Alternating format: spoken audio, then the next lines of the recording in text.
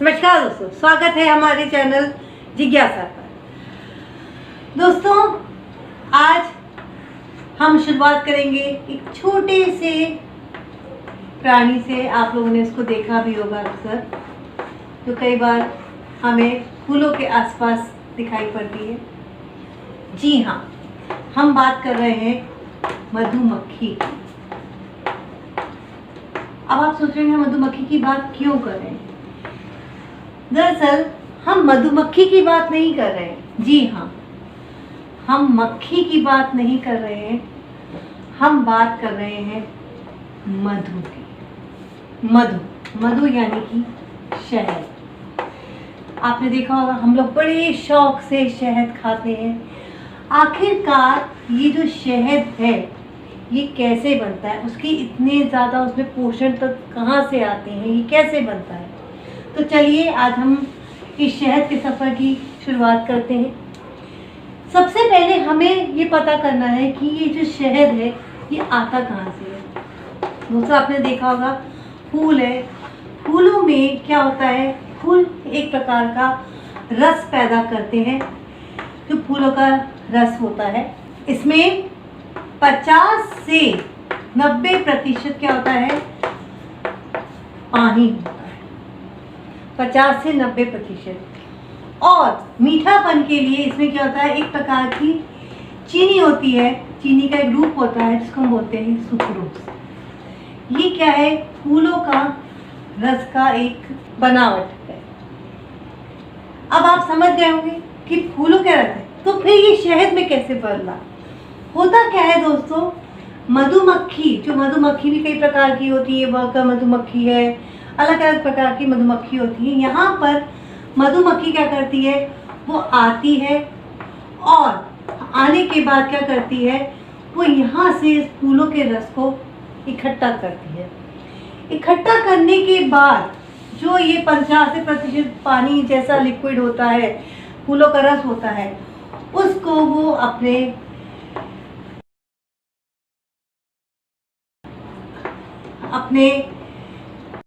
षटकोण आकार के मधुमक्खी के अपने छत्ते में लेकर जाती है। इस तरीके से वो अपने छत्ते में इसको लेकर जाती है। अब क्या होता है, जब मधुमक्खी यहाँ पे आती है तो ये वैक्स का बना होता है। ये प्रकार का खुद जो है मधुमक्खी प्रोड्यूस करती है, पैदा करती है। अब जब मधुमक्खी इस रस को यहाँ पे लाती है और यहाँ पे उसको छोड़ती है, तो क्या होता है दोस्तों, वो यहाँ पे अपने पंखों को बहुत जोर जोर से हिलाती है। और जोर जोर से हिलाने से क्या होता है, जो फूलों का रस था जिसमें 50 से 90% पानी था, वो क्या होता है, वो उड़ जाता है, इवापोरेट हो जाता है, उड़ने लगता है। और अल्टीमेटली 14 से 16% जो होता है पानी बचता है। अब आप सोचिए, कहाँ 50 से 90% पानी और कहाँ 14 से 16% पानी। इतना होने के वजह से क्या होता है, ये जो रस था वो खूब ज़्यादा गाढ़ा हो जाता है और स्टिकी, चिपचिपा हो जाता है,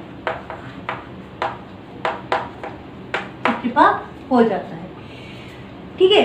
और जो ये है, इसके अलावा जो मधुमक्खी है वो क्या करती है, इसके अलावा मधुमक्खी क्या करती है, गाढ़ा तो होता ही है। अब आपको मैंने इसमें बताया था, इसमें सुक्रोज नाम का एक प्रकार की चीनी होती है जो स्वाद में क्या होती है, मीठी होती है। मधुमक्खी क्या करती है, इसमें अपने लार से, जो मधुमक्खी का जो लार होती है वो क्या करती है, वो इसमें छोड़ती है। इस लार में एक एंजाइम प्रेजेंट होता है जो क्या करता है, इस सुक्रोज को लेव्यूलोज और डेक्सट्रोज नाम के शर्करा में क्या करती है, इसको बदल देती है। ये जो शर्करा है ये इस सुक्रोज से भी ज़्यादा मीठी होती है। इसीलिए जो आपका शहद होता है वो नॉर्मल शुगर से क्या होता है, ज़्यादा मीठा होता है। तो ये लेवुलोज और डेक्सट्रोज के कारण क्या होता है, आपका जो शहद होता है वो मीठा बन जाता है। अब आप सोचिए क्या शुगर में केवल इतना, क्या शहद में केवल इतनी चीज़ें हैं? नहीं, शहद में और भी बहुत तरीके की चीज़ें होती हैं। शहद में विटामिन B1, विटामिन B2, अलग अलग प्रकार के खनिज और बहुत प्रकार की चीज़ें होती हैं जो क्या करती हैं, इसको बहुत ज़्यादा पोषक बनाती हैं। अब हमारा प्रश्न है, क्या सभी जितने भी, क्या हर शहद का स्वाद एक सा होता है?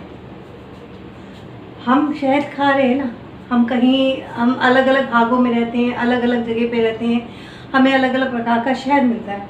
तो क्या सभी फूल एक ही प्रकार के रस पैदा करते हैं? सबका जो मात्रा होती है, जो शुगर में जो चीनी की मात्रा होती है, सब में बराबर होती है? तो हम कहेंगे नहीं। ऐसा क्यों है? देखिए, हर जगह अलग अलग वातावरण में अलग अलग प्रकार के फूल खिलते हैं, उनका वातावरण अलग अलग होता है, उनके फ्लावर में रस की मात्रा और जो उसमें जो खनिज लवण है या जो चीज़ें होती हैं वो अलग अलग होती हैं। तब आपने कभी कभी सोचा होगा कि हमें पर्टिकुलर एक विशेष प्रकार का शहद कैसे मिलता है? तो उसके लिए दोस्तों क्या होता है, जो लोग मधुमक्खी पालते हैं वो क्या करते हैं, एक विशेष वातावरण में अपने जो जहाँ पे उनका जो मधुमक्खी का छत्ता होता है, एक विशेष प्रकार का छत्ता जो होता है, तो वहाँ पे उसमें आसपास में एक विशेष प्रकार के जिसका उन्हें रस प्राप्त करना है वो फूलों को लगा देते हैं और अपने जो मधुमक्खी के जो कंटेनर्स होते हैं जिसमें वो अपना बनाते हैं, शहद बनाते हैं, वहाँ पे रख देते हैं। अब क्या होता है, जब मधुमक्खी शहद के लिए बाहर निकलती है, फूलों का रस लेने के लिए बाहर निकलती है, उसको ज़्यादा डिस्टेंस कवर नहीं करना पड़ता, ज़्यादा दूरी नहीं नापनी पड़ती। वो वहाँ जाती है, उन फूलों का रस लेती है, वापस अपने छत्ते में आती है और उनको क्या करती है, मधु में कन्वर्ट करती, मधु में बदल देती है। इस प्रकार हमें वो जो शहद मिलता है वो विशेष स्वाद का जो मिलता है उसका कारण ये होता है। अदरवाइज शहद है वो अलग अलग फूलों से रस इकट्ठा करती है और अपना बनाती है। तो इस तरीके से शहद जो होता है वो एक बहुत ज़्यादा न्यूट्रिटिव होता है, बहुत ज़्यादा पोषक होता है। उसमें विटामिन B1 होता है, विटामिन B2 होता है, बहुत प्रकार के खनिज होते हैं और सबसे बड़ी बात है उसमें शुगर होती है, शर्करा होती है जो ज़्यादा मीठी होती है, लेकिन वो हमारे शरीर के लिए बहुत ज़्यादा फ़ायदेमंद होती है, वो हमें नुकसान नहीं करती है। तो इस तरीके से जो एक शहद है वो हमारा बनता है और हर फूल में, हर प्रकार में एक प्रकार का जो गुण है वो नहीं होता है, इसलिए हमें अलग अलग प्रकार का जो शहद है वो हमें अलग अलग फूलों से मिल सकता है। तो आज आप जान गए होंगे कि किस प्रकार शहद बनता है। ऐसे ही आपको हम और नई नई बातें बताते रहेंगे। हमारे आप चैनल को सब्सक्राइब करते रहेगा। धन्यवाद।